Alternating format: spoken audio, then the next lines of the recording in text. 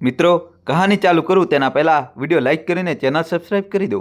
કળિયુગમાં માતા પિતાનું સન્માન જાણે સૂકા ખેતરમાં ઠંડો વરસાદ, જેમના આશીર્વાદથી આ આખું જગત ચાલે છે, આજે એમને જ અજાણ્યા સમજી લેવામાં આવે છે। નમસ્કાર વાલા મિત્રો, અમારી ચેનલમાં તમારું દિલથી સ્વાગત છે। વાલા મિત્રો, આજની આ વાર્તા ફક્ત એક ઘર, એક વહુ કે એક દીકરાની નથી। આ એ છુપાયેલી સચ્ચાઈના પડ ખોલે છે, જે આપણા સમાજના દરેક ખૂણામાં, દરેક સંબંધમાં ચૂપચાપ ઉછરી રહી છે। આ વાર્તા સન્માન, વિશ્વાસ અને સાચા સંબંધની છે, જેને લોકો ઘણીવાર બોજ સમજી બેસે છે। આપણે બધા કહીએ છીએ કે માતા પિતા ભગવાનનું સ્વરૂપ છે, પરંતુ જ્યારે એ જ ભગવાન વૃદ્ધાવસ્થામાં સહારાના મોહતાજ થઈ જાય છે, ત્યારે કેટલાક લોકોની આંખો પર સ્વાસ્થ્ય અને દેખાડાની પટ્ટી બંધાઈ જાય છે। લાલચ અને અહંકાર અને ખોટી શાને પ્રેમને ગળી જાય છે। જેના પાયા પર ઘર ઊભું હોય છે, જ્યારે ઘરના સંબંધોનો પાયો હલે છે, ત્યારે સન્નાટો પણ ચીસો પાડી ઉઠે છે અને સંબંધો દમ તોડવા લાગે છે। તો વહાલા મિત્રો, આ ભાવાત્મક યાત્રામાં અમારી સાથે ચાલો અને અનુભવ કરો કે ઇન્સાનિયત શું હોય છે અને વૃદ્ધાવસ્થામાં માતા પિતાનો સાથ કેમ સૌથી મોટો ધર્મ હોય છે। સવારનો સમય હતો, વાદળોથી ઢંકાયેલો આકાશ અને હળવી ઠંડી હવા જાણે કોઈ તોફાન આવવાની ગવાહી આપી રહી હતી। બંસીલાલજી સવારે ઉઠ્યા જ હતા કે અચાનક તેમને ખાંસી આવવા લાગી। તેમની ખાંસીનો અવાજ સાંભળીને કમલાજી ગભરાઈને ઉઠ્યા અને તેમને તરત પાણી આપતા બોલ્યા, "આલો, પાણી પી લો, ત્યાં સુધી હું વહુના રૂમમાંથી દવા લઈને આવું છું। કદાચ ગઈકાલે વહુ દવા લાવીને પોતાના રૂમમાં મૂકી ગઈ છે." એમ કહીને કમલાજી ઝડપથી વહુના રૂમ પાસે આવ્યા અને બહારથી અવાજ લગાવીને બોલ્યા, "અરે રૂપાળી બેટા, તારા બાપુજીની દવા ખતમ થઈ ગઈ છે। તું ગઈકાલે લાવી હતી ને, મને આપી દે ને બેટા, તેમને ખૂબ જ તેજ ખાંસી આવી રહી છે." સાસુનો અવાજ સાંભળીને રૂપાળી ગુસ્સામાં ઉઠી અને બોલી, "અરે માજી, દરેક સમયે કંઈક ને કંઈક જોઈએ જ છે તમને, ક્યારેય શાંતિથી સુવા નથી દેતા। હું કોઈ દવા નથી લાવી, હવે જાઓ અહીંથી." ગુસ્સામાં બોલીને રૂપાળી ફરીથી સૂઈ ગઈ। દોસ્તો, જલ્દીથી વિડીયો લાઇક કરી ચેનલ સબસ્ક્રાઈબ કરી દો। વહુની વાત સાંભળીને કમલાજીને ખૂબ દુઃખ થયું। તેમણે ઊંડો શ્વાસ લીધો અને ચા બનાવવા માટે રસોડા તરફ વધ્યા। ધ્રુજતા હાથે આદુવાળી ચા બનાવીને કમલાજી રૂમમાં આવ્યા અને બંસીલાલજીને ચા આપતા બોલ્યા, "આલોજી, આદુવાળી ચા બનાવી છે, તેનાથી તમારી ખાંસીમાં આરામ મળશે."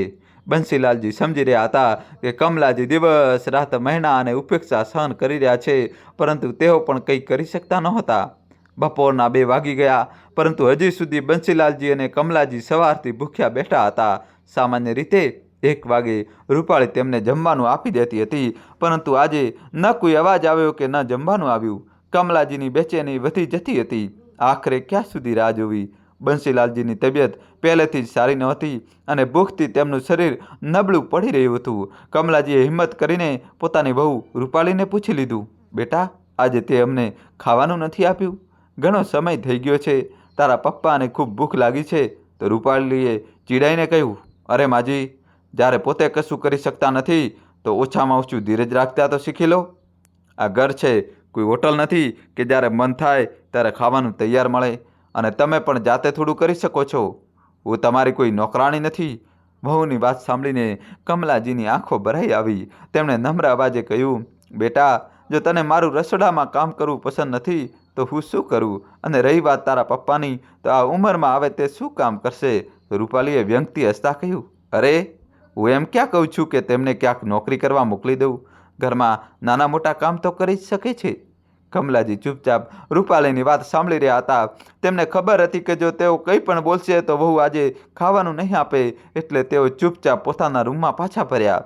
બંસીલાલજીએ તેમની સામે જોયું તો તેમની આંખોમાં પણ એ જ દર્દ અને લાચારી હતી।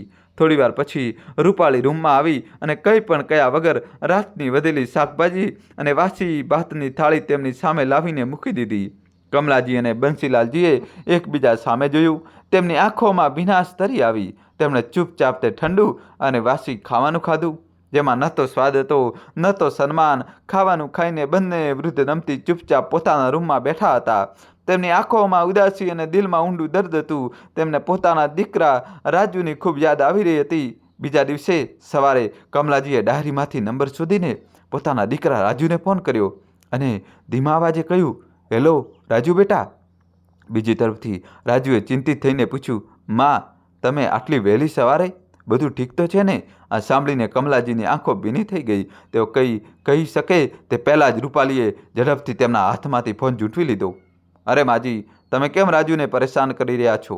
રૂપાલીએ નકલી સ્મિત સાથે કહ્યું. પછી ફોન કાન પર મૂકીને બોલી, રાજુ, માજીને બસ તારી યાદ આવી રહી હતી. મેં તેમને કહ્યું હતું કે હું તારી સાથે પછી વાત કરાવી દઈશ, પણ તું તો જાણે છે, જેમ જેમ ઉંમર વધે તેમ તેમ આપણા વૃદ્ધ માતા પિતા બાળકો જેવા થઈ જાય છે. તો બીજી તરફથી રાજુ હસતા હસતા બોલ્યો, સાચું કહે છે રૂપાલી, આ ઉંમર જ એવી હોય છે, પણ આપણે તેમનું પૂરું ધ્યાન રાખવું પડશે. હું જાણું છું કે તું તેમની સારી સંભાળ રાખી રહી છે, તેમ છતાં જો તેમને મારી સાથે કંઈ વાત કરવી હોય તો મને તરત જ જણાવી દેજે. હા ચોક્કસ, રૂપાલીએ હસતા હસતા કહ્યું અને ફોન કાપી નાખ્યો. જેવો તેણે ફોન મૂક્યો કે તરત જ તેનું નકલી સ્મિત પણ ગાયબ થઈ ગયું અને ચહેરો ગુસ્સાથી ભરાઈ ગયો. તેણે તીખા અવાજે કહ્યું, રાજુને ફોન કરવાની શું જરૂર હતી? તમને સમજ નથી પડતી કે તે કેટલો વ્યસ્ત રહે છે?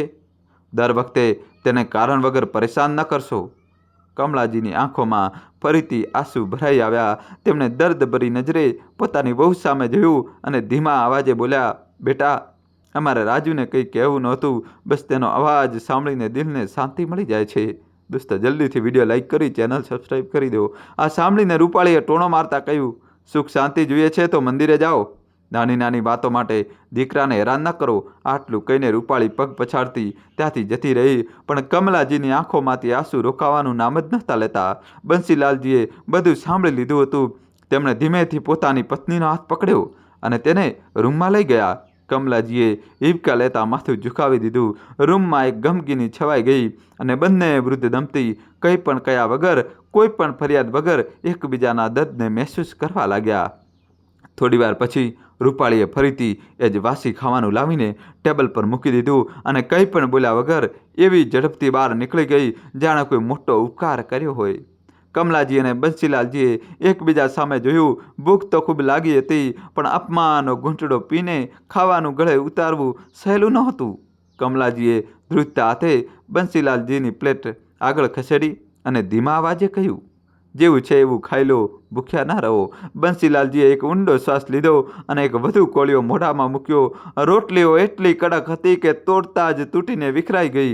તેમણે કંઈ પણ કહ્યા વગર ધીમે ધીમે ખાવાનું શરૂ કર્યું, કારણ કે તેઓ જાણતા હતા કે કંઈ પણ કહેવાનો કોઈ ફાયદો નથી. કમલાજી પણ ખાવા લાગ્યા, પણ દરેક કોળિયા સાથે તેમની આંખોમાંથી આંસુ વહી રહ્યા હતા. તેઓ વિચારવા લાગ્યા કે જ્યારે રાજુ નાનો હતો ત્યારે તેના માટે કેટલાય પ્રકારના વ્યંજનો બનાવતી હતી અને હવે પોતે સૂકી રોટલીઓ પર નિર્ભર થઈ ગયા છે. જમ્યા પછી બંસીલાલજી ચૂપચાપ સૂઈ ગયા. જ્યારે કમલાજી બારી પાસે જઈને બેસી ગયા, બહાર અંધારું થઈ ચૂક્યું હતું, પણ તેમના દિલનો અંધકાર એનાથી પણ ઘેરો હતો. ત્યારે જ બહારથી દરવાજાનો અવાજ આવ્યો. રાજુએ ઘરમાં પગ મૂક્યો. માં, પિતાજી, જુઓ, હું આવી ગયો. રાજુનો અવાજ સાંભળતા જ કમલાજી ઝડપથી પોતાના આંસુ લૂછવા લાગ્યા. તેમણે પોતાની તકલીફ છુપાવતા સ્મિત ઉઠી લીધું. રાજુ બેટા, તું? તેમણે પ્રેમથી કહ્યું. બંસીલાલજી પણ ઉઠીને બેસી ગયા. બંનેની આંખોમાં ખુશીના આંસુ આવી ગયા, જાણે તેમનું જીવન થોડી પળો માટે ફરીથી ખીલી ઉઠ્યું હોય. રાજુએ માના પગ સ્પર્શ કર્યા અને પછી પિતા પાસે જઈને બેસી ગયો. તમે લોકો કેમ છો? બધું બરાબર છે ને? હા બેટા, બધું બરાબર છે. બસ તારી યાદ આવતી હતી, પણ તું તો શનિવારે આવે છે, તો આજે અચાનક કેમ? કમલાજીએ કહ્યું તો રાજુએ હસીને કહ્યું, માં, શું ફક્ત તમને જ મારી યાદ આવે છે? મને પણ તો તમારી ખૂબ યાદ આવે છે ને. આજે મારી ક્લાયન્ટ સાથે મિટિંગ હતી તો વિચાર્યું કે તમને બધાને મળીને જવું, એટલે મિટિંગ પૂરી થતાં જ સીધો તમને મળવા આવી ગયો. દોસ્તો, કહાની છેલ્લા સુધી જોજો, હવે નવો ટ્વિસ્ટ આવશે. ત્યારે જ રૂપાળીએ અંદર આવતા જ કહ્યું, સારું થયું જી, તમે આવી ગયા, પણ તમે ચિંતા ન કરો, હું મા બાપુજીનું પૂરું ધ્યાન રાખું છું. તો રાજુએ હસીને કહ્યું, મને તારા પર પૂરો ભરોસો છે રૂપાળી. હું જાણું છું કે તું મા બાપુજીની સારી રીતે દેખભાળ કરે છે. કમલાજી અને બંસીલાલજીએ સાંભળ્યું પણ કંઈ બોલ્યા નહીં. તેમણે પોતાની તકલીફો પોતાના અંદર જ દફનાવી દીધી હતી. રાજુની આંખોમાં ખુશી હતી કે તેની પત્ની અને મા બાપુજી વચ્ચે બધું સારું છે, પણ તેને ખબર નહોતી કે આ હકીકત નહીં, ફક્ત એક દેખાવ છે. બીજા દિવસે સવારે જ રાજુ પાછો જતો રહ્યો. 4 દિવસ એમ જ વીતી ગયા. આજે શનિવારની સવાર હતી. કમલાજી અને બંસીલાલજીના ચહેરા પર એક અલગ જ ચમક હતી, કારણ કે આજે તેમનો દીકરો રાજુ આવવાનો હતો. દરેક શનિવારની જેમ તેઓ આજે પણ મંદિરે જવા માટે તૈયાર થઈ રહ્યા હતા. થોડીવાર પછી પૂજાની થાળી સજાવીને બંને મંદિર માટે નીકળી જ રહ્યા હતા કે ત્યારે જ અચાનક રૂપાળી તેમની સામે આવીને ઊભી રહી અને કટાક્ષભર્યા અવાજે બોલી, વાહ વાહ, આજે તો હંસની જોડી ખૂબ સારી રીતે તૈયાર થઈ છે.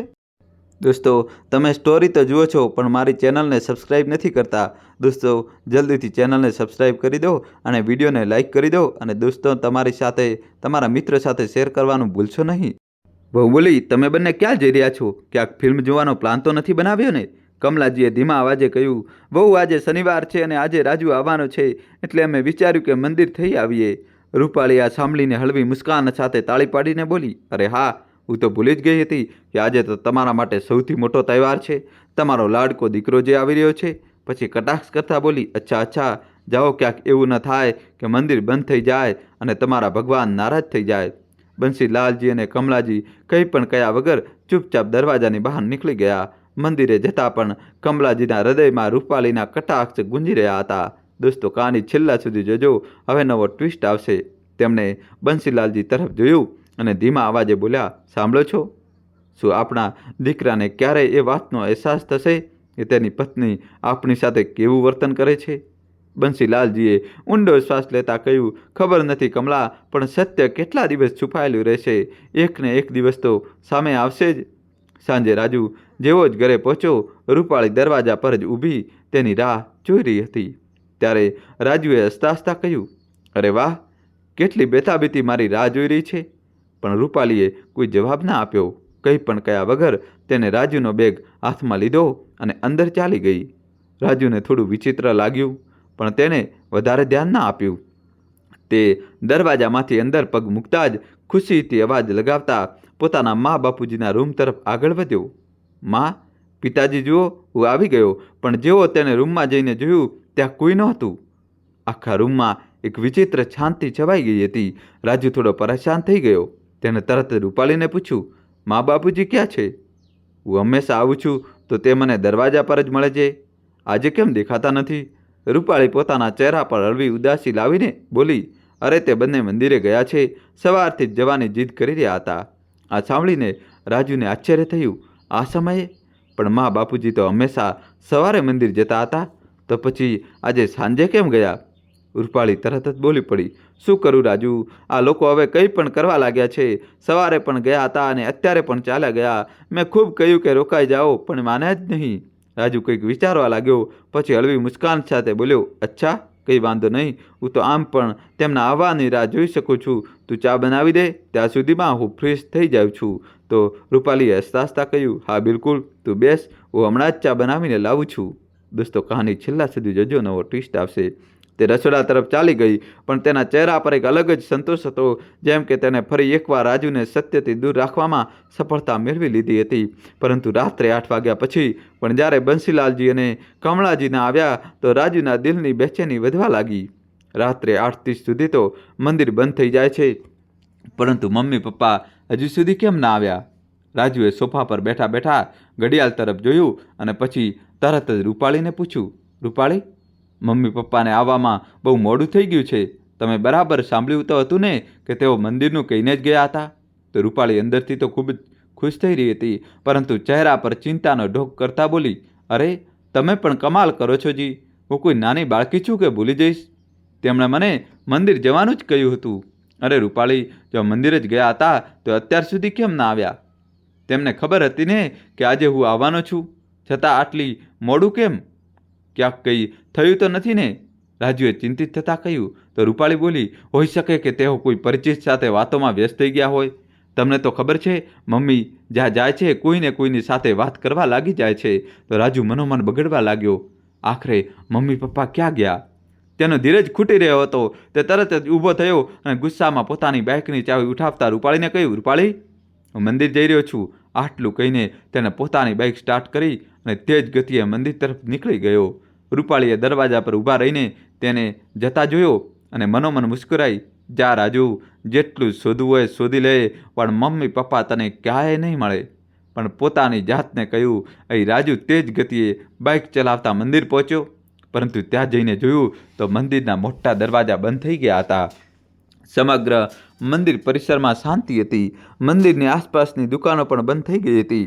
એક ફૂલમાળા વેચનાર ફૂલોની ટોકરી સમકેલી રહી હતી. રાજુ ગભરાઈને આમ તેમ જોવા લાગ્યો પરંતુ તેના મમ્મી પપ્પા ક્યાંય નજર ના આવ્યા.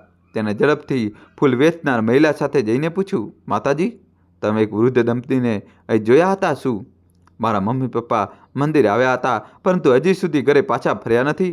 તો ફૂલવાળી મહિલાએ આશ્ચર્યથી રાજુને જોયો અને પછી માથું હલાવતા બોલી, બેટા, અહીં તો આખો દિવસ લોકો આવતા જતા રહે છે. હું કેવી રીતે ઓળખી શકું કે કોણ આવ્યું હતું અને કોણ નહીં? રાજુનું દિલ બેસી જવા લાગ્યું. હવે શું કરવું? તેને આટલો ચિંતિત થતો જોઈને નજીકનો એક દુકાનદાર જે પોતાની દુકાને સંકેલી રહ્યો હતો રાજુ પાસે આવીને પૂછ્યું, શું થયું ભાઈ સાહેબ, કોઈ મુશ્કેલી છે? તો રાજુએ તરત જ પોતાના ખિસ્સામાંથી ફોન કાઢ્યો અને મમ્મી પપ્પાની તસવીર બતાવતા બોલ્યો, ભાઈ સાહેબ, આ મારા મમ્મી પપ્પા છે. તેઓ મંદિર આવ્યા હતા પણ અત્યાર સુધી ઘરે પાછા ફર્યા નથી. તમે તેમને અહીં ક્યાં જોયા છે શું? તો દુકાનદારે ધ્યાનથી ફોટો જોયો, પછી કંઈક વિચારતા બોલ્યો, હા, તેમને તો મેં આજે સવારે જ જોયા હતા. રાજુનું દિલ જોરથી ધબકવા લાગ્યું. તેને અધીરાઈથી પૂછ્યું, ક્યારે જોયા હતા? શું પાક્કું કહી શકો છો કે આ એ જ હતા? તો દુકાનદારે માથું હલાવ્યું, હા ભાઈ, હું પાક્કું કહી શકું છું, પરંતુ મેં તેમને સાંજે નહીં પણ સવારે જ જોયા હતા. હવે રાજુનું દિલ ઝડપથી ધબકવા લાગ્યું. મમ્મી પપ્પા વગર આટલો કલાકો વીતી ચૂક્યા હતા. હવે બસ વધુ રાહ ન જોઈ શકું. તેને પોતાની જાતને કહ્યું અને તરત જ બાઇક વાળી અને સીધો પોલીસ સ્ટેશન તરફ નીકળી પડ્યો. પોલીસ સ્ટેશન પહોંચતા જ રાજુએ ડ્યુટી પર હાજર અધિકારીને કહ્યું, સાહેબ, મારા મમ્મી પપ્પા સવારથી ગાયબ છે. તેઓ મંદિર ગયા હતા પણ હજી સુધી ઘરે પાછા ફર્યા નથી. તો ઇન્સ્પેક્ટરે એક ગંભીર નજરથી રાજુને જોયો અને પૂછ્યું, તમારું નામ? રાજુ અને મારા મમ્મી પપ્પાનું નામ બંસીલાલ અને કમળા છે. રાજુએ ઝડપથી પોતાના ફોનમાંથી તેમની તસવીરો બતાવતા કહ્યું. તો ઇન્સ્પેક્ટર ફરિયાદ નોંધતા કહ્યું, જુઓ, તમે ચિંતા ન કરો. જો કોઈ માહિતી મળે છે તો અમે તમને તરત જ જણાવીશું. રાજુની આંખોમાં આંસુ ભરાઈ આવ્યા, પરંતુ તેણે પોતાની જાતને સંભાળી અને પોલીસ પાસેથી ખાતરી મળ્યા બાદ ભારે મને ઘર તરફ નીકળી પડ્યો. ઘંટડી વગાડતા પહેલાં જ દરવાજો ખુલી ગયો. સામે રૂપાળી ઊભી હતી. તેને રાજુને ચિંતિત નજરોથી જોયો અને પૂછ્યું, આટલું મોડું કેમ થઈ ગયું અને મમ્મી પપ્પા ક્યાં છે?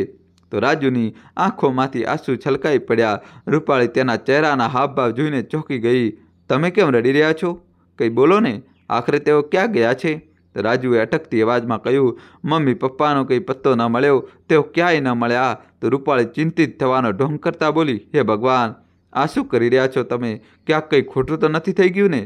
તો રાજુએ કંઈ ન કહ્યું અને ચૂપચાપ જઈને સૂઈ ગયો. રાતનો અંધકાર ગાઢ બની ચૂક્યો હતો, પરંતુ રાજુની આંખોમાં ઊંઘનું નામ નિશાન નહોતું. દોસ્તો, કહાનીમાં હવે નવો ટ્વિસ્ટ આવશે. છેલ્લા સુધી જોજો ને વિડીયો લાઈક કરી દો.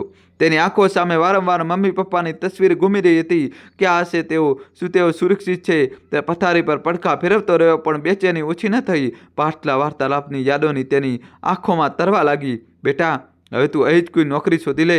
અમે તારા વગર નહીં રહી શકીએ. બાબુજીની આ વાત હજુ પણ તેના કાનોમાં ગુંજી રહી હતી. તેની આંખોમાંથી આંસુ વહી નીકળ્યા. હે ભગવાન, મારા મા બાપુજીને એમ કેમ પાછા લાવી દો.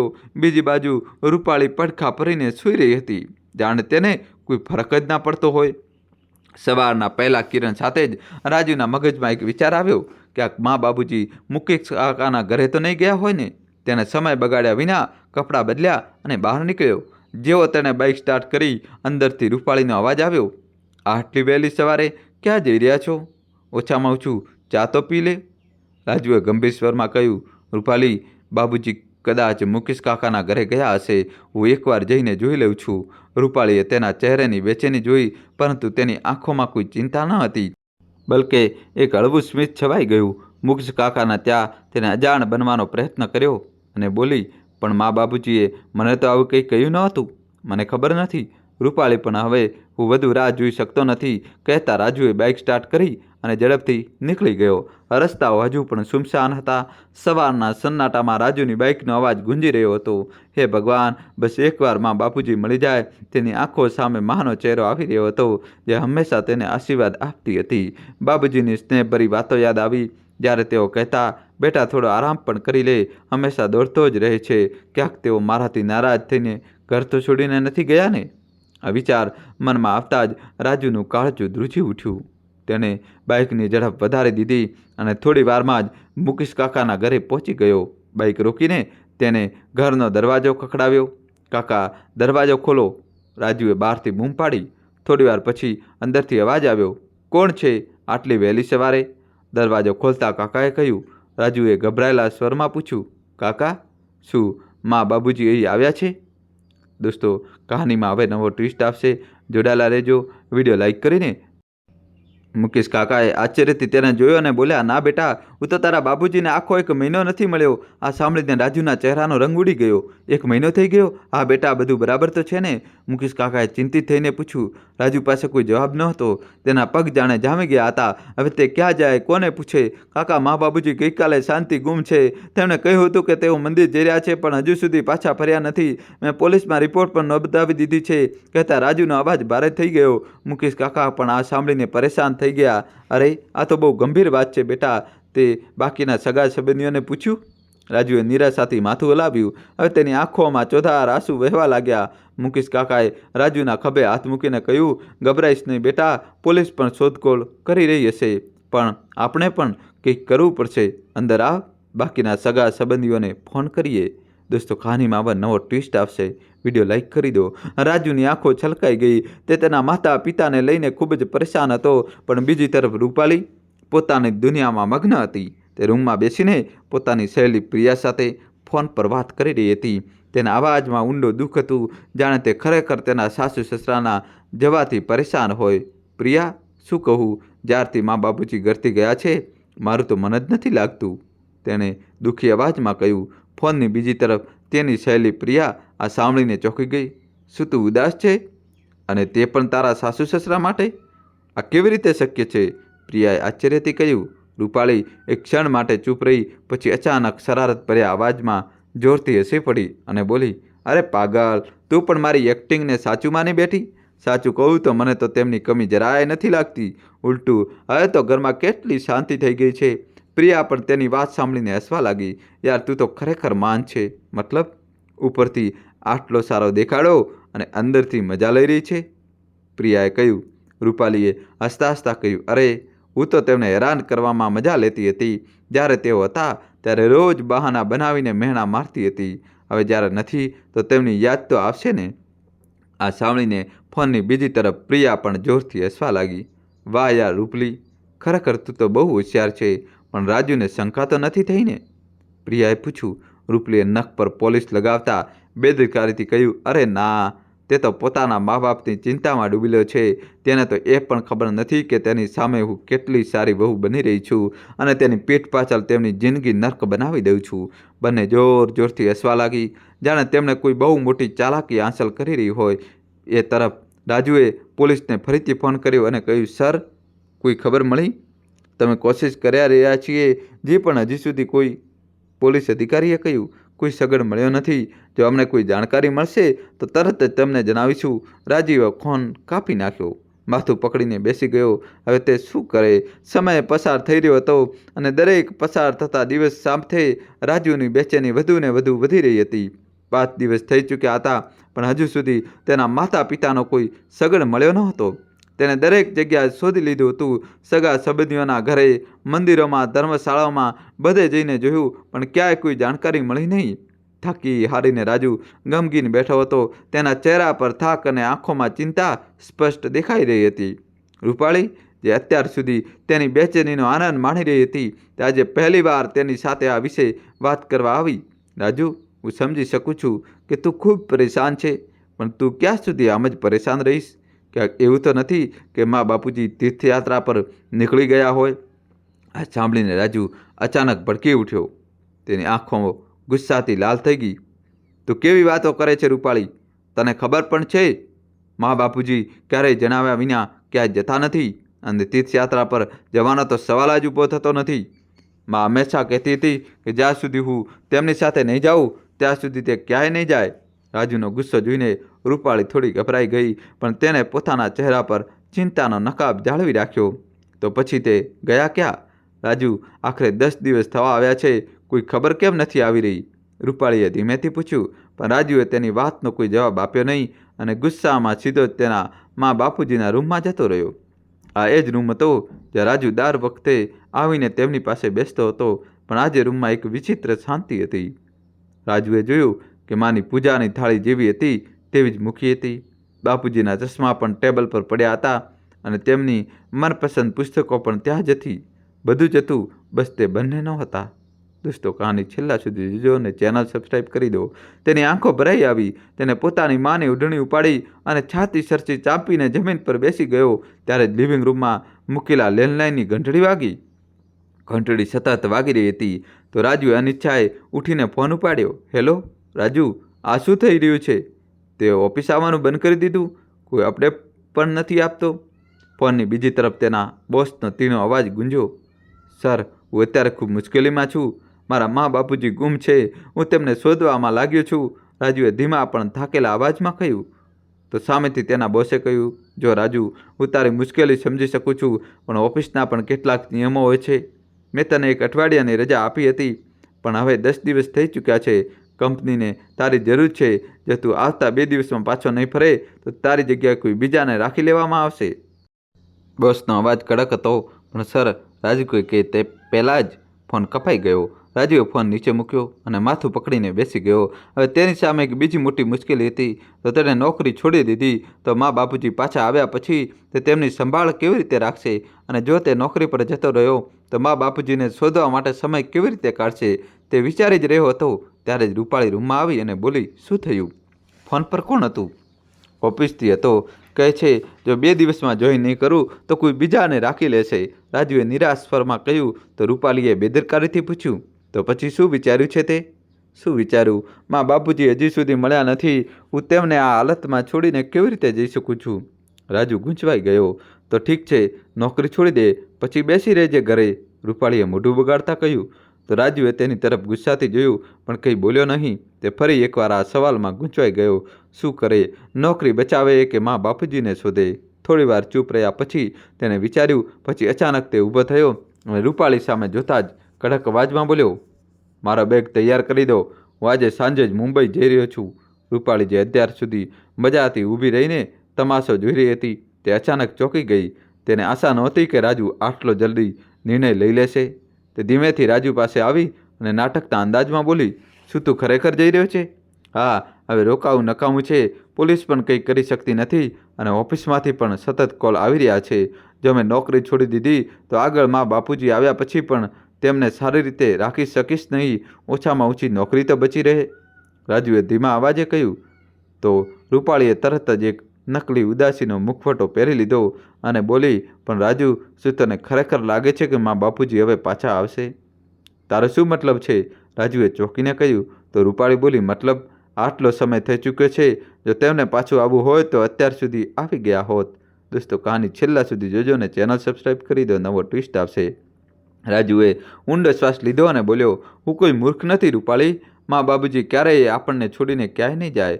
કંઈક તો જરૂર થયું છે, પણ જ્યાં સુધી હું સત્યનો ખબર નહીં લગાવી લઉં ત્યાં સુધી હું શાંતિથી નહીં બેસું. આમ કહેતા તે કબાટ તરફ આગળ વધ્યો અને પોતે જ પોતાની બેગ પેક કરવા લાગ્યો. ત્યારે જ રૂપાળી તેની પાસે આવી અને ચિંતાભર્યા સ્વરમાં બોલી, રાજુ, જો તું મુંબઈ જઈ રહ્યો છે તો મને પણ તારી સાથે લઈ ચાલ. હવે મારું અહીં શું કામ છે? રાજુએ કહ્યું, આ તું કેવી વાતો કરી રહી છે રૂપાળી?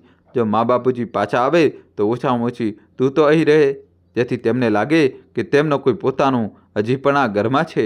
આ સાંભળીને રૂપાળીના ચહેરા પરનું સ્મિત એક જ પળમાં ગાયબ થઈ ગયું. તેને લાગ્યું હતું કે રાજુ તેને પોતાની સાથે લઈ જશે, જેનાથી તે સંપૂર્ણપણે સ્વતંત્ર થઈ જશે. તેણે પોતાને સંભાળતા કહ્યું, પણ રાજુ, તું પણ તો જાણે છે કે મા બાપુજી વગર આ ઘરમાં રહેવું કેટલું મુશ્કેલ હશે. હું એકલી કેવી રીતે રહીશ? રાજુ તેની આંખોમાં જોઈને બોલ્યો, રૂપાળી, જો તું ખરેખર મા બાપુજીની ચિંતા કરી રહી છે તો તારે સમજવું જોઈએ કે તારું અહીં રહેવું કેટલું જરૂરી છે. જ્યારે પણ તેઓ આવશે તો સૌથી પહેલાં તને જ જોશે, અને જો તું નહીં મળે તો તેમની તકલીફ વધુ વધી જશે. રૂપાળી અંદરથી ખૂબ જ ચીડાઈ ગઈ, પણ બહારથી તેને સહમતિ આપવાનો નાટક કરતાં કહ્યું, ઠીક છે રાજુ, તું કહે છે તો હું રોકાઈ જાઉં છું, પણ તું જલ્દી પાછો આવજે. તો રાજુએ આમાં માથું હલાવતા કહ્યું, ઠીક છે, હું જલ્દી પાછો ફરવાની કોશિશ કરીશ, પણ જો મા બાપુજી પાછા આવે તો તરત મને ફોન કરીને જણાવી દેજે.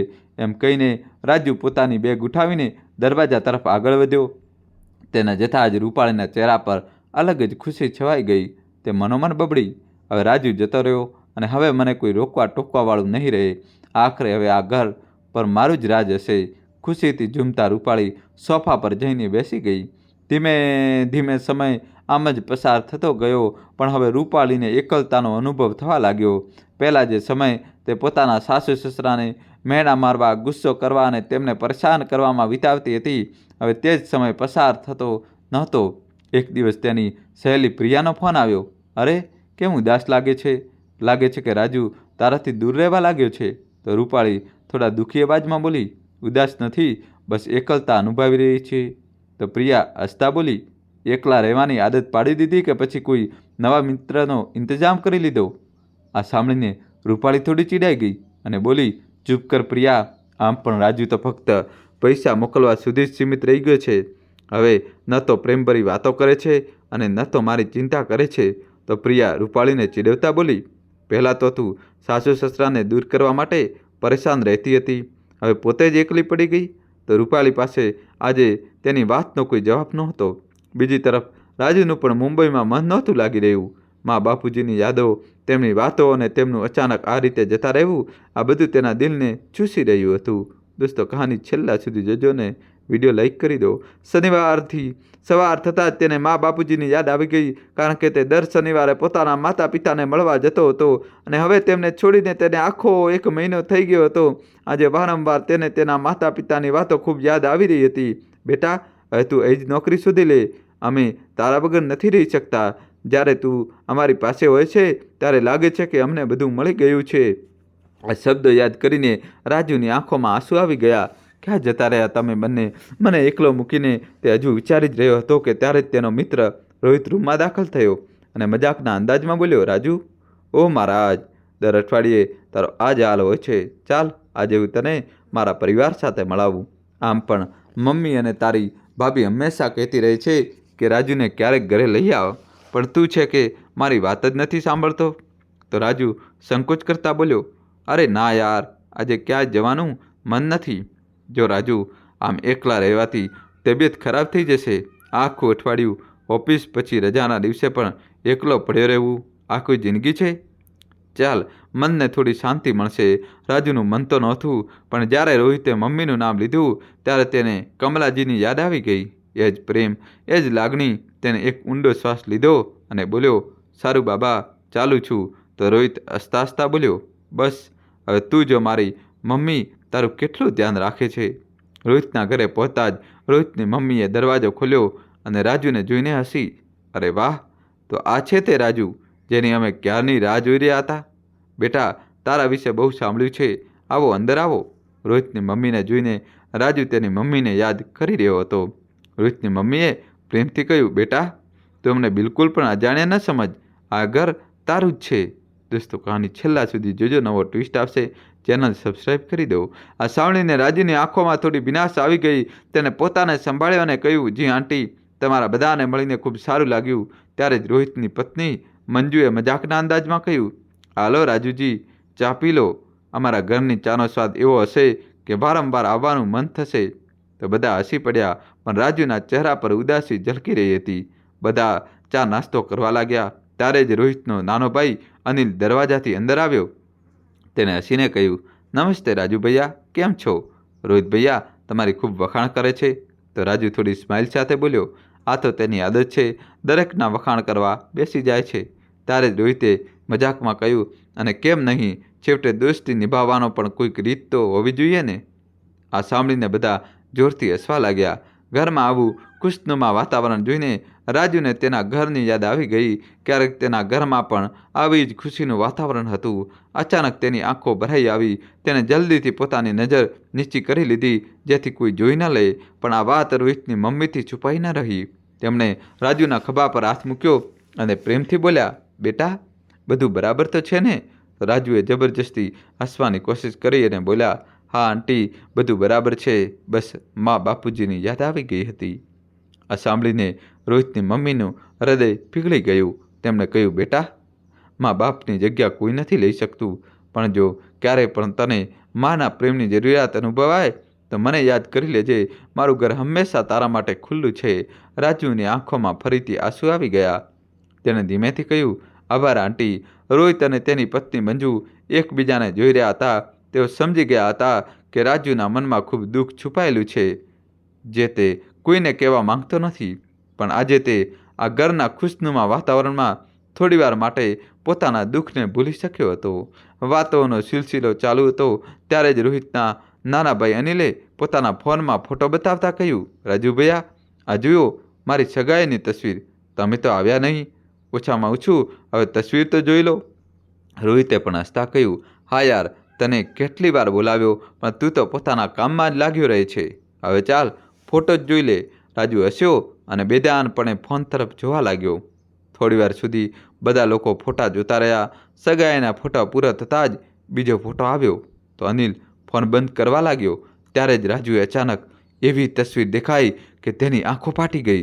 તેનું હૃદય જોર જોરથી ધબકવા લાગ્યું. તેને જલ્દીથી કહ્યું, બતાવતો જરા આ ફોટો. તો અનિલ ફરીથી ફોટો બતાવતા બોલ્યો, અરે રાજુ ભૈયા, આ અમ્મા બિચારા અમારી હોસ્પિટલમાં દાખલ છે. ખૂબ દુઃખી છે. હંમેશા બસ એકી નજરે દરવાજા તરફ જોતા રહે છે, જાણે કોઈની રાહ જોઈ રહ્યા હોય. કહે છે કે તેમના દીકરા અને વહુએ તેમને છોડી દીધા. માં, આ શબ્દ રાજુના ગળામાં જ અટકી ગયો. તેની આંખો તસવીર પર અટકી ગઈ. તેને ધ્યાનથી જોયું. માં સફેદ સાડીમાં, ચહેરા પર થાક અને દર્દની ઊંડી રેખાઓ, પણ આંખોમાં એ જ મમતા, એ જ આશા, એ જ રાહ હતી. માં, કહેતા રાજુએ અનિલના હાથમાંથી ફોન લઈને પોતાના હૃદય સાથે લગાવી દીધો. તેની આંખોમાંથી આંસુ વહેવા લાગ્યા. રોહિત અને તેની પત્ની મંજુ પણ આશ્ચર્યચકિત હતા. શું થયું ભાઈ? રોહિતે પૂછ્યું તો રાજુની આંખો ભરાઈ આવી. તેને કહ્યું, રોહિત, આ મારી માં છે. આ સાંભળીને બધા ચૂપ થઈ ગયા. શું? પણ તે ત્યાં કેવી રીતે પહોંચી? મને ખબર નથી રોહિત, પણ હવે હું બધું રાહ જોઈ શકતો નથી. મારે મા પાસે જવું છે. તે ઝડપથી ઊભો થયો અને ગાડીની ચાવી લેવા લાગ્યો તો રોહિત અને અનિલ પણ તેની સાથે ચાલ્યા. હોસ્પિટલ પહોંચીને અનિલે અંદર જઈને સ્ટાફ સાથે વાત કરી અને પછી ત્રણેય એક વોર્ડ તરફ ચાલ્યા. અંદર જઈને માં રાજુના મોંમાંથી બસ આટલું જ નીકળ્યું અને તેની આંખો છલકાઈ ગઈ.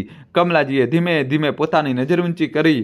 તેમની આંખોમાં એક વિચિત્ર વેરાની હતી, જાણે બધું જ ખોવાઈ ગયું હોય. પણ જ્યારે તેમની નજર રાજુ પર પડી તો તે એકી ટસે તેને જોવા લાગી. તેમના હોઠ ધ્રુજવા લાગ્યા. આંખોમાં આંસુ આવી ગયા, પણ તે કશું બોલી શક્યા નહીં. દોસ્તો, કહાની છેલ્લા સુધી જોજો. માં, હું છું તમારો રાજુ. આ સાંભળીને કમલાજીની આંખોમાં હળવી ચમક આવી ગઈ. ત્યારે ડૉક્ટરે આવીને કહ્યું, તેમને અહીં લાવ્યાને લગભગ 2 મહિના થઈ ગયા છે. કોઈ મળવા આવતું નથી. બસ એક મહિલા તેમને એમ કહીને છોડી ગઈ હતી કે તે માનસિક રીતે ઠીક નથી. ખોટું, મારી માં બિલકુલ સાચી છે. રાજુ ગુસ્સાથી બૂમ પાડી તો ડૉક્ટરે શાંત સ્વરમાં કહ્યું, જુઓ, અમે કોઈ પર આરોપ લગાવતા નથી, પણ અહીં આવતા પહેલાં તેમને કોઈ મોટા માનસિક આઘાતમાંથી પસાર થવું પડ્યું હતું. તમે તેમને લઈ જઈ શકો છો, પણ તેમની સારવાર જરૂરી છે. રાજુની આંખોમાંથી આંસુ વહેર્યા હતા. તે ડૉક્ટરની વાતો સાંભળી રહ્યો હતો, પણ તેને સમજાતું ન હતું કે તેની માં અહીં કેવી રીતે પહોંચી. તેની આંખો સતત માના ચહેરા પર ટકેલી હતી, જે તેને ઓળખતી તો હતી પણ છતાં અજાણ્યાની જેમ વર્તન કરી રહી હતી. ત્યારે જ અચાનક તેના મગજમાં એક સવાલ વીજળીની જેમ ચમક્યો, જો માં અહીં છે તો બાપુજી ક્યાં છે? રાજુએ તરત ડૉક્ટરને સવાલ કર્યો, ડૉક્ટર, જ્યારે માને અહીં લાવવામાં આવ્યા હતા ત્યારે શું તેમની સાથે કોઈ બીજા વૃદ્ધ વ્યક્તિ પણ હતા? તો ડૉક્ટરે માથું હલાવીને કહ્યું, ના, તેમને એકલા જ અહીં લાવવામાં આવ્યા હતા. રાજુના પગ નીચેની જમીન સરકી ગઈ. માં આ હાલતમાં હતી અને બાપુજીનો કોઈ પત્તો ન હતો. અનિલે તરત જ રાજુ પાસેથી બાપુજીનો ફોટો લઈને પોતાના બીજા હોસ્પિટલના સંપર્કોમાં મોકલ્યો અને તેને આશ્વાસન આપ્યું, ભાઈ, તમે ચિંતા ન કરો, હું જ્યાં જ્યાં જાણું છું ત્યાં તપાસ કરીશ. જો બાપુજી ક્યાંય પણ કોઈ હોસ્પિટલમાં દાખલ હશે તો મને જરૂર ખબર મળી જશે. રાજુની આંખોમાં આંસુ ભરાઈ આવ્યા. તેને રોહિત તરફ જોયું અને કહ્યું, રોહિત, મેં ક્યારેય વિચાર્યું પણ નહોતું કે મારા મા બાપુજી સાથે આવું થશે. મારી માને આમ જ છોડી દીધી અને બાપુજીનું અત્યાર સુધી કોઈ ઠેકાણું નથી. રોહિતે તેને સંભાળતા કહ્યું, ભાઈ, તું હિંમત રાખ. જો માં મળી ગઈ ને તો બાપુજી પણ મળી જશે. દોસ્તો, કહાની છેલ્લા સુધી જોજો. હવે નવો ટ્વિસ્ટ આવશે. વિડીયો લાઈક કરી દો. આપણે બસ થોડી વધુ ધીરજ રાખવી પડશે. અનિલે ફોન ઉપાડ્યો અને તરત જ પોતાની હોસ્પિટલના કેટલાક જૂના સાથીદારો સાથે સંપર્ક કરવાનું શરૂ કર્યું. રાજુની આંખો દરવાજા તરફ ટકેલી હતી, જાણે કોઈ તેને આવીને જણાવશે કે તેના બાપુજી સહી સલામત છે. ત્યારે જ અનિલના ફોનની ઘંટી વાગી. તેણે ઝડપથી ફોન ઉપાડ્યો તો સામેથી કોઈએ જણાવ્યું કે આ માણસ કેટલાક દિવસ પહેલાં અમારી હોસ્પિટલમાં દાખલ હતો. તો અનિલે ફોન કાપી નાખ્યો અને તરત રાજુ તેની મા અને પોતાના ભાઈ રોહિતને લઈને તે હોસ્પિટલ તરફ નીકળી પડ્યો. ત્યાં જઈને અનિલે રિસેપ્શન પર બેઠેલા એક કર્મચારીને પૂછ્યું, કેટલાક દિવસ પહેલાં અહીં જે વૃદ્ધ દાખલ હતા તેમને અત્યારે ક્યાં મોકલવામાં આવ્યા છે? તો કર્મચારીએ કહ્યું, અહીં ઘણા વૃદ્ધ દાખલ થયા છે અને શિફ્ટ થયા છે. તમે કોના વિશે વાત કરી રહ્યા છો? તો અનિલે તરત જ બંસીલાલજીની તસવીર બતાવી. કર્મચારીએ તસવીર જોઈને થોડીવાર વિચાર્યું અને પછી બોલ્યો, હા, આ દર્દી એ દાખલ હતા, પણ હવે તેમના વૃદ્ધાશ્રમમાં શિફ્ટ કરી દેવામાં આવ્યા છે. આ સાંભળીને રાજુના પગ નીચેની જમીન સરકી ગઈ. તેણે ગુસ્સાથી કહ્યું, તમે મારા બાપુજીને વૃદ્ધાશ્રમ કેમ મોકલી દીધા? તેમના પરિવારનો સંપર્ક કરવાનો પ્રયાસ કેમ ન કર્યો? તો કર્મચારીએ ઠંડા અવાજે કહ્યું, જુઓ, આ અમારો નિયમ છે. જ્યારે કોઈ દર્દી ઘણા દિવસો સુધી હોસ્પિટલમાં દાખલ હોય અને તો કોઈ પરિવાર ના આવે તો તેને વૃદ્ધાશ્રમ મોકલી દેવામાં આવે છે. રાજુના ધૈર્યનો બંધ તૂટી ગયો. તેની આંખોમાં આંસુ વહેવા લાગ્યા. બાબુજીને એકલા ત્યાં કેવી રીતે મોકલી દીધા? રોહિતે તેને સંભાળતા કહ્યું, રાજુ, આપણે અત્યારે સમય બગાડવો ન જોઈએ. આપણે તરત જ વૃદ્ધાશ્રમ જવું પડશે. તેઓ તરત જ ગાડીમાં બેઠા અને બધા લોકો વૃદ્ધાશ્રમ તરફ નીકળી પડ્યા. ગાડી વૃદ્ધાશ્રમની બહાર ઊભી રહેતા જ રાજુ ઝડપથી અંદર ભાગ્યો અને ત્યાં બેઠેલા સ્ટાફને કહ્યું, કૃપા કરીને મને મારા બાપુજીને મળવા દો. તેમનું નામ બંસીલાલ છે. તેમને 3 દિવસ પહેલાં જ અહીં શિફ્ટ કર્યા છે. તો સ્ટાફે આશ્ચર્યથી તેમની સામે જોયું. તે કંઈ કહે તે પહેલાં જ પાછળથી એક પરિચિતનો અવાજ આવ્યો, બેટા રાજુ. આ સાંભળીને તેણે તરત જ પાછળ ફરીને જોયું તો સામે તેના બાબુજી બંસીલાલજી ઊભા હતા. તેમની આંખોમાં ભીનાશ હતી. ચહેરો થોડો નબળો લાગી રહ્યો હતો, પણ ચહેરા પર એક સ્નેહ ઝળકી રહ્યો હતો. બાબુજી? રાજુ જોરથી ચીસ પાડીને દોડીને તેમને ગળે વળગી પડ્યો. બંસીલાલજી એ પણ રાજુને સજ્જડ પકડી લીધો. તેમની આંખોમાંથી આંસુ વહેવા લાગ્યા. બેટા, મને ખબર હતી કે તું એક દિવસ જરૂર આવીશ. રાજુની આંખોમાંથી સતત આંસુ પડી રહ્યા હતા. બાબુજી, મને માફ કરી દો. હું બહુ મોડો થઈ ગયો છું. મને ખબર નહોતી કે તમે લોકો આ હાલતમાં હતા. બંસીલાલજીએ પ્રેમથી તેના માથા પર હાથ ફેરવતા કહ્યું, કોઈ વાત નહીં બેટા, બસ હવે તું આવી ગયો છે એ જ પૂરતું છે. રોહિત અને અનિલ પણ આ ભાવુક દ્રશ્ય જોઈને પોતાની આંખો લૂછવા લાગ્યા. થોડીવાર મળ્યા પછી રાજુએ કહ્યું, ચાલો બાબુજી, હવે હું તમને મારી સાથે લઈ જવા આવ્યો છું. તો બંસીલાલજીએ થોડી ખચકાટ સાથે કહ્યું, પણ બેટા, ઘરે તો. તે આગળ કંઈ બોલે તે પહેલાં જ રાજુએ તરત જવાબ આપ્યો, બાબુજી, હવે કંઈ ન વિચારો, બસ મારી સાથે ચાલો. હવે કોઈ તમને મારાથી દૂર નહીં કરી શકે. તેણે બાબુજીને ગાડીમાં બેસાડ્યા. ગાડીમાં બેસતા જ જેવી કમલાજીની નજર પોતાના પતિ બંસીલાલજી પર પડી તો તેમની આંખોમાં આંસુ વહેવા લાગ્યા. તે ધ્રુજતા અવાજે બોલ્યા, તમે ઠીક તો છો ને? તો બંસીલાલજીની આંખો ભરાઈ આવી. તેમણે કહ્યું, ઠીક છું કમલા, તું કેવી છે? કેટલા દિવસો પછી તને જોઈ રહ્યો છું. દોસ્તો, કહાની છેલ્લા સુધી જોજો ને ચેનલ સબસ્ક્રાઈબ કરી દો. અહીં રાજુએ પોતાના માતા પિતાને આમ તૂટીને રડતા જોયા તો પોતાને રોકી ન શક્યો. તેણે બંનેને ગળે લગાવી લીધા અને દળતાથી કહ્યું, માં, બાપુજી, હવે હું તમને બંનેને ક્યારેય એકલા નહીં છોડું. અને રૂપાળીએ જે તમારી સાથે કર્યું છે તેને તેની સજા જરૂર મળશે. ત્યારે રોહિતે રાજુના ખભા પર હાથ મૂકતા કહ્યું, રાજુ, હવે સૌથી વધારે જરૂરી વાત એ છે કે સૌથી પહેલાં અંકલ આંટીને સારા ડૉક્ટરને બતાવો. રૂપાળી સાથે શું કરવું તે પછી વિચારજે. રોહિતની વાત સાંભળીને કમલાજી બોલ્યા, બેટા, હવે અમને કોઈ હોસ્પિટલ નહીં, પણ અમારા દીકરાના સાથની જરૂર છે. એ જ અમારા માટે સૌથી મોટી દવા છે. ત્યારે જ રાજુએ રૂપાળીને ફોન લગાવ્યો. તો રૂપાળીએ ફોન ઉપાડતા જ કહ્યું, રાજુ, બધું ઠીક તો છે ને? તે આટલા દિવસો પછી ફોન કર્યો. રાજુનો અવાજ ગૂંજતો આવ્યો, રૂપાળી, હું મા અને બાપુજીને લઈને આવી રહ્યો છું. શું? રૂપાળીના હાથમાંથી ફોન છૂટીને નીચે પડી ગયો.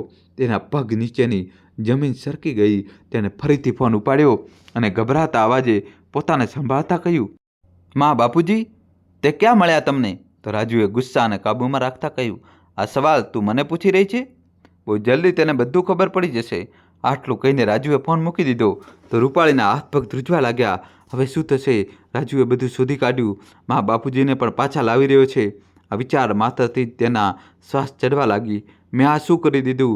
જો મેં થોડી ધીરજ રાખી હોત, થોડો પ્રેમ બતાવ્યો હોત તો બધું ઠીક થઈ શકત.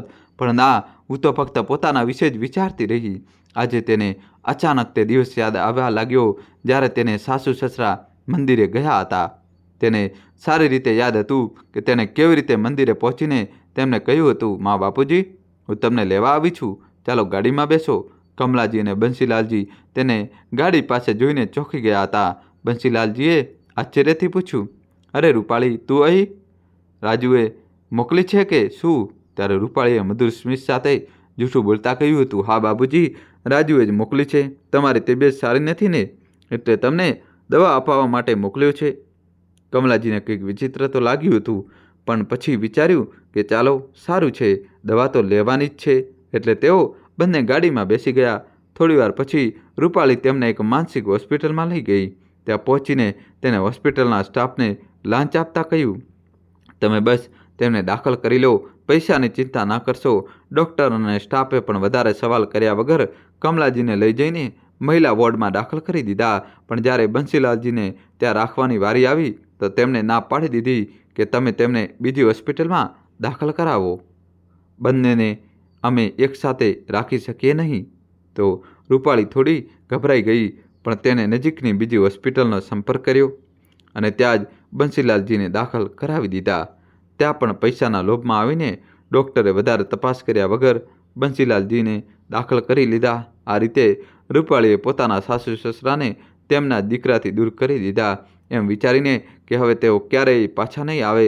પણ તેને શું ખબર હતી કે તેની આ યોજના એક દિવસ બહાર પડી જશે. અહીં રાજુ પોતાની મા અને બાપુજીને લઈને ઘર તરફ નીકળ્યો, પણ જેવું તેઓ ઘરે પહોંચ્યા તો રૂપાળી તેમનો પહેલાંથી જ રાહ જોઈ રહી હતી. દરવાજા પર પહોંચતા જ રૂપાળી પોતાના સાસુ સસરાના પગમાં પડીને રડવા લાગી. મા બાપુજી, મને માફ કરી દો, મારાથી બહુ મોટી ભૂલ થઈ ગઈ. હું લોભ અને અહંકારમાં એટલી અંધ થઈ ગઈ હતી કે મેં એ પણ ન વિચાર્યું કે તમે લોકો પણ મારા માતા પિતા જેવા છો. આ સાંભળીને રાજુએ ગુસ્સાથી રૂપાળી સામે જોયું અને એક જોરદાર તમાચો તેના ગાલ પર મારીને કહ્યું, ચૂપચાપ મારા ઘરમાંથી નીકળી જા. તે પહેલાં કે હું પોલીસને બોલાવું. હવે આ રડવાથી શું ફાયદો, જ્યારે તે મા બાપુજીને છેતરપિંડીથી માનસિક હોસ્પિટલમાં દાખલ કરાવ્યા ત્યારે તો તને આ રડવું નહોતું આવ્યું. તો રૂપાળીએ ગળગળા અવાજે કહ્યું, પ્લીઝ રાજુ, હું મારી ભૂલ માનું છું, મને એક તક બીજી આપી દે. દોસ્તો, કહાનીમાં હવે નવો ટ્વિસ્ટ આપશે. જલ્દીથી વિડીયો લાઇક કરીને ચેનલ સબસ્ક્રાઈબ કરી દો. બંસીલાલજી અને કમલાજી એકબીજા સામે જોવા લાગ્યા. તો ક્યારેય કોઈને દુઃખ આપવા નહોતા માગતા, પણ જે રીતે રૂપાળીએ તેમની સાથે કપટ કર્યું તેને માફ કરવું એટલું સરળ પણ નહોતું. તેમ છતાં કમલાજીએ ધ્રુજતા અવાજે કહ્યું, બેટા કંઈ વાંધો નહીં, વહુને માફ કરી દે. તેને પોતાની ભૂલનો અહેસાસ થઈ ગયો છે. નહીં માં, તું એક માં છે એટલે તેને માફ કરી શકે છે, પણ હું તેને જીવનભર માફ નહીં કરી. તેણે મારી આંખો પર પાટા બાંધી દીધા હતા કે હું તેની કરતૂતો સમજી ન શક્યો, પણ હવે મારી જિંદગીમાં તેની કોઈ જગ્યા નથી. મારા માટે હવે તે મરી ચૂકી છે. આ સાંભળીને રૂપાળીની આંખોમાંથી આંસુ વહેવા લાગ્યા. તે બંસીલાલજી અને કમલાજી તરફ જોવા લાગી કે કદાચ તેઓ તેને માફ કરી દે. તે તેમની તરફ આગળ વધી જ રહી હતી કે ત્યારે જ રાજુએ ગુસ્સાથી કહ્યું, રૂપાળી, તે પહેલાં કે હું તને અપમાનિત કરીને ઘરની બહાર કાઢું, ચૂપચાપ મારા ઘરમાંથી નીકળી જા. તો રૂપાળી કંઈ ન બોલી શકી અને ચૂપચાપ પ્રાયશ્ચિતના આંસુ વહાવતી ત્યાંથી બહાર નીકળી ગઈ અને રાજુ ત્યાં જ રહીને પોતાના માતા પિતાની સંભાળ રાખવા લાગ્યો. પ્રિય મિત્રો, આ વાર્તા એક અત્યંત માર્મિક અને શિક્ષાપ્રદ સંદેશ આપે છે કે માતા પિતાનું અપમાન અને તેમની ઉપેક્ષા ક્યારેય માફીને પાત્ર હોતી નથી. રૂપાળીએ પોતાના લોભ, અહંકાર અને સ્વાર્થની આંધળી દોડમાં એ ભૂલી ગઈ કે જે સાસુ સસરાનો તેણે ત્યાગ કર્યો હતો તેઓ માત્ર વૃદ્ધ ન હતા, પણ એ છાયા સમાન હતા, જેમણે જીવનમાં તેને સન્માન, સુરક્ષા અને પરિવારનો અહેસાસ આપ્યો હતો. પરંતુ જેવી તેણે આ સત્યને ઓળખ્યું ત્યાં સુધી ઘણું મોડું થઈ ગયું હતું. તેનો પશ્ચાતાપ સાચો હતો, પરંતુ કેટલાક ઘા એવા હોય છે જે માત્ર માફીથી ભરાતા નથી. રાજુનો ગુસ્સો એ દીકરાની પીડા હતી, જેણે પોતાના માતા પિતાને અપમાન અને તિરસ્કાર સહન કરતા જોયા હતા. ત્યારે કમલાજીનો ક્ષમાભાવ એ માતાની કરુણા હતી, જે બધું સહન કરીને પણ પોતાના લોકોને તૂટતા જોઈ શકતી ન હતી. આ વાર્તા આપણને શીખવે છે કે સંબંધોનો પાયો પ્રેમ, સન્માન અને વિશ્વાસ પર ટકેલો હોય છે.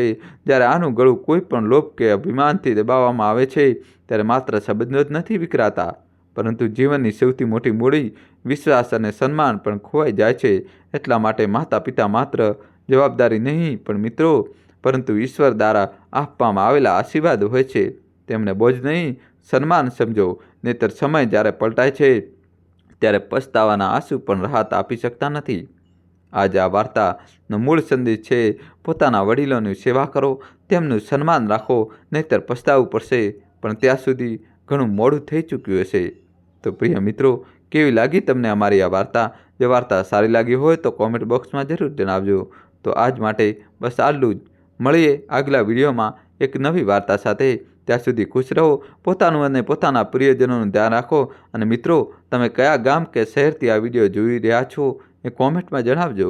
દોસ્તો, કોમેન્ટમાં પ્લીઝ તમારે કયા શહેર ગામથી જોઈ રહ્યા છો એ જણાવવું જ પડશે. દોસ્તો, જલ્દીથી કોમેન્ટમાં તમારા ગામનું શહેરનું નામ જલ્દીથી લખી લો. વિડીયો લાઇક કરી ચેનલને સબસ્ક્રાઈબ કરી દો. ખૂબ ખૂબ આભાર. ધન્યવાદ.